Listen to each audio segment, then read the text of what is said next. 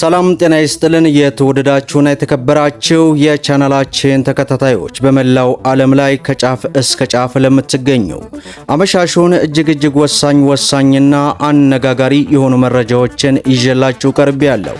በቅድሚያም ዋና ዋናዎቹን በማስቀደም እንጀምራለን። ከሚቀጥለው ወር ሚያዝያ 13 ቀን 2018 ጀምሮ ተግባራዊ እንደሚደረግ አዲስና አስደሳች የሆነ መግለጫ ወጥቷል። የመግለጫውን ሙሉ ዝርዝር ወደ እናንተ ይዘናል።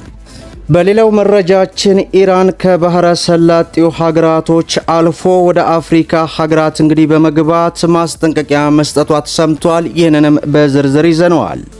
እንዲሁም ስልጠና ወስደው ያላጠናቀቁ ነጋዴዎችን በተመለከተ ግብይት ሊታገዱ ስለመሆኑ ተሰምቷል። ምንድነው? በዝርዝር እናደርሳለን።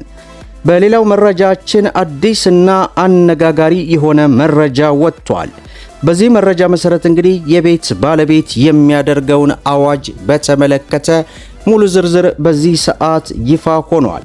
ይህንና መሰል መረጃዎችን ወደ እናንተ እናደርሳለን። ቪዲዮን ላይክ ቻናሉን ሰብስክራይብ እያደረጋችሁ እስከ መጨረሻው ተከታተሉ። በቅድሚያም ህብረተሰቡን የቤት ባለቤት የሚያደርገውን አዲሱን ረቂቅ አዋጅ በተመለከተ አዲስ መግለጫ ወጥቷል። በኦሮሚያ ክልል ዜጎችን የቤት ባለቤት ለማድረግ የከተማ ፕላንን ለማስጠበቅና ከተማን ለማረጋገጥ የሚያግዝ አዲስ መመሪያ መተግበር መጀመሩን የክልሉ መሬት ቢሮ አስታወቀ።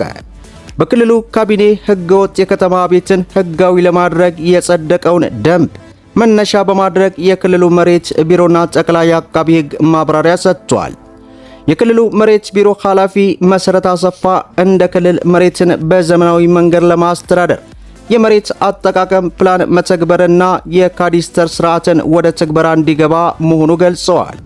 ይሁን እንጂ ዘመናዊ የመሬት አስተዳደር ስርዓትን በሚፈለገው መልኩ መተግበር እንዳልቻለ የከተሞች ህገወጥ የመኖሪያ ቤቶች ግንባታ እንቅፋት መፍጠሩን አንስተው ይህንን ችግር በዘላቂነት ለመፍታት በተለይ ችግሩ ስር የሰደደባቸውን ከተሞች በጥናት በመለየት ህገወጥ መኖሪያ ቤቶችን ህጋዊ ለማድረግ የሚያስችል ደንብ በክልሉ ካቢኔ መጽደቁን አስረድተዋል።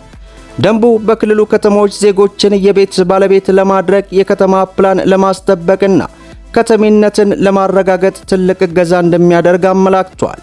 በሌላ በኩል ሸገር፣ አዳማና ቢሸፍቱ ከተሞች ዘመናዊ የቤት አስተዳደር ስርዓትን ቀድመው መተግበር በመቻላቸው ደንቡ በእነዚህ ከተሞች ላይ ተፈጻሚ እንደማይሆንም አረጋግጠዋል። ከተሞቹ ዘመናዊ የመሬት አያያዝ የካዳስተር ስርዓትን እያጠናቀቁ በመሆኑ የመሬት አገልግሎት አሰጣጥ በዲጂታል መንገድ እያከናወነ ስለመሆኑ ገልጸዋል።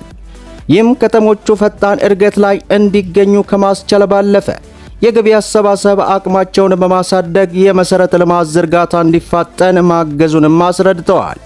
በዚህ ደንብ ለመጠቀም የሚያመላክት ማንኛውም ሰው በአንድ ከተማ ውስጥ ከአንድ ህገወጥ ግንባታ ያልበለጠ ያለ ሰው ብቻ እንዲሆን የሚያስገድድ ነው ማለታቸውን ኢዜአ በዚህ ሰዓት መዘገቡን ተመልክተናል። በሌላው መረጃችን ኢራን ከባህረ ሰላጤው ሀገራት አልፋ ወደ አፍሪካ ሀገራት ማስጠንቀቂያ ሰጠች። በአፍሪካ ሀገራት ተርታ የምትመደበውን ኬንያን በተመለከተ ኢራን በዚህ ሰዓት ማስጠንቀቂያ ማውጣቷ ብዙዎችን እያነጋገረ ይገኛል። በናይሮቢ የሚገኘው የኢራን ኤምባሲ የኬንያ መንግስት በባህረ ሰላጤው የተካሄደ ባለው ግጭት የገለልተኝነት አቋም እንዲይዝ አሳሰበ። ኤምባሲው መጋቢት 18 ቀን 2018 ባወጣው መግለጫ የሆርሙዝ ሰርጥ ተዘግቷል የሚል ዘገባዎችንም አስተባብሏል። ኢራን እንዳስታወቀችው የንግድ መርከቦች በነጻነት ማለፍ የሚችሉት ከዩናይትድ ስቴትስ እና እስራኤል ጋር ወታደራዊ ትብብር ካላደረጉ ብቻ ነው ስትል የኬንያ ነዳጅና በሸቀጦች ዝውውር በዚህ መስመር ላይ ጥገኛ መሆኗንና የምዕራባውያን ወታደራዊ እርምጃ መደገፍ ኢኮኖሚያዊ ቀውስ ያስከትላል እንዳለች ኢራን አስጠንቅቃለች ማለቱ በዚህ ሰዓት ይፋ ሆኗል። በሌላው መረጃችን ከሚቀጥለው ሚያዝያ 13 ቀን 2018 ጀምሮ እጅግ በጣም አስደሳችና አነጋጋሪ የሆነ መረጃ ወጥቷል። የኢትዮጵያ አየር መንገድ ከሚያዝያ 13 ቀን 2018 ጀምሮ ወደ ክልል ከተሞች ወደ ደብረ ማርቆስ እንዲሁም ሌሎች ከተሞች በረራ እንደሚጀምር በዚህ ሰዓት ይፋ አድርጓል። አየር መንገዱ በሳምንት 3 ቀናት ማለትም በየሳምንቱ ማክሰኞ፣ ሐሙስና ቅዳሜ የአማራ ክልልን ደብረ ማርቆስ ከተማ ከአዲስ አበባ ጋር በቀጥታ እንደሚያገናኝ ገልጿል። ይህ አዲስ የበረራ መስመር ለደብረ ማርቆስና አካባቢዋ ማህበረሰብ ፈጣን የትራንስፖርት አማራጭ ከመፍጠሩ ባለፈ ለንግድ፣ ለጤና አገልግሎትና ለቅርስ ቱሪዝም እድገት ከፍተኛ አስተዋጽኦ ያደርጋልም ተብሏል። ደብረ ማርቆስን ጨምሮ አየር መንገዱ በቅርቡ ይፋ ያደረጋቸው የነገሌ ቦረናና የጎሬ መቱ በረራዎች ሲታከሉ አጠቃላይ የሀገሪቱ ውስጥ መዳረሻዎች ወደ 27 ከፍ እንደሚሉ መመለከታቸውን በዚህ ሰዓት የኢትዮጵያ አየር መንገድ መግለጫ አስነብቦናል። በሌላው መረጃችን ስልጠና ወስደው ያላጠናቀቁ ነጋዴዎችን በተመለከተ ግብይት ሊታገዱ መሆኑ ተሰማ። በንግድና ቀጠናዊ ትስስር ሚኒስቴር የንግድ ትስስርና ወጪ ንግድ ፕሮሞሽን ዘርፍ ሚኒስትር ዴኤታ አማካሪ አቶ ጸጋው በጠረፋ አካባቢ ዕቃ የማስገባትና የማስወጣት ልምድ ያላቸው በተለምዶ ነጋዴዎች ተብለው የሚመለመሉ ዜጎች የድንበር ተሻጋሪ ንግድን ለማሳለጥ የተዘጋጀውን ስልጠና ወስደው ሰርቲፊኬት ማግኘት ይኖርባቸዋል ያለ ሲሆን ይህንን ካላደረጉ ግን በጥቃቅንና አነስተኛ የጠረፍ ንግድ ተሰማርተው መስራት እንደማይችሉ በዚህ ሰዓት ይፋ አድርጓል።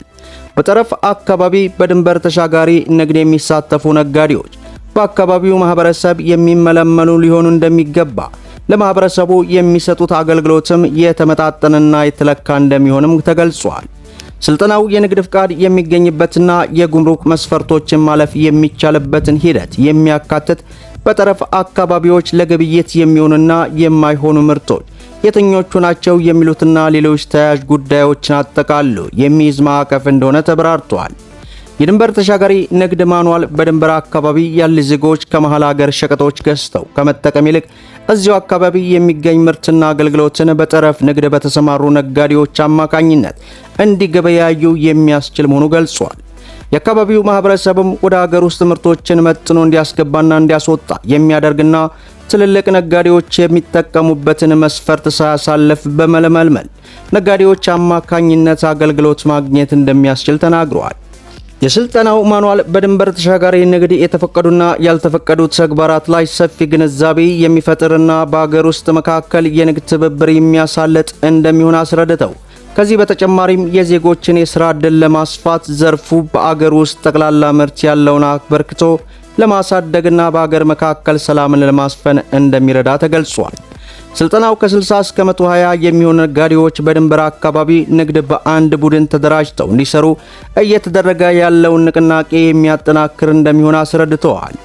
በአፍሪካ ህብረት የጃፓን ባለሙያው አምባሳደር የሆኑት በበኩላቸው የድንበር ተሻጋሪ ንግድ እንቅስቃሴ በአካባቢዎቹ ለሚኖሩ ዜጎች ሕይወት መሆኑን ጃፓንም ይህንን እንቅስቃሴ ህጋዊ በሆነ መንገድ እንድታስፋፋ የምታደርገውን ጥረት አጠናክራ ትቀጥላለች ብለዋል።